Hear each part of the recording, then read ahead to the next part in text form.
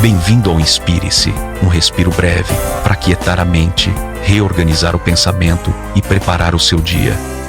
Bom dia, queridos ouvintes da Real FM. Bem-vindos a mais um Inspire-se. Meu nome é Diana Moura, sou terapeuta e astróloga, e é muito bom estar aqui com vocês nessa manhã.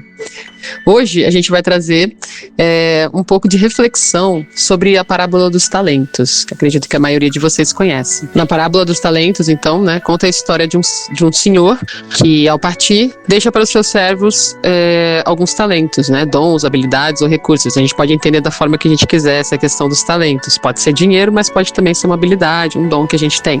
E ele espera, então, que esses servos administrem esses talentos. A um servo, então, ele entrega 5 talentos, ao outro 2 talentos, e a um terceiro servo ele entrega apenas 1 talento.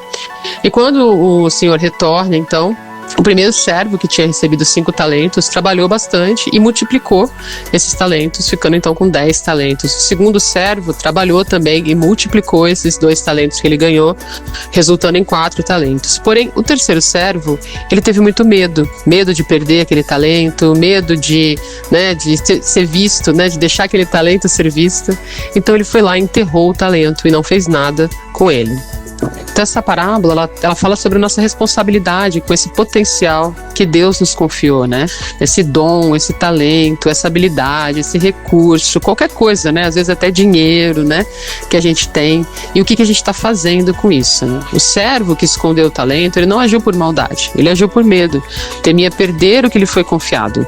Mas foi justamente essa busca pela segurança, pela estabilidade, que resultou na perda total, resultou na punição, digamos assim.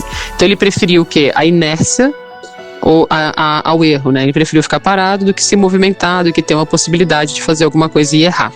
E quantos de nós não fazemos a mesma coisa? Escondemos a nossa voz por medo da crítica, adiamos projetos por medo do fracasso, nos recusamos a usar nossas habilidades, sejam elas na escrita, uma empatia, liderança, tudo por medo de ser visto, de ser reconhecido, de estar exposto, medo da responsabilidade que esse dom traz.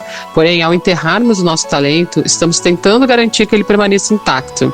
Mas a vida, a criatividade, o nosso propósito são coisas fluidas, E a parábola ensina, então, que um dom possuído e não usado é um dom desperdiçado.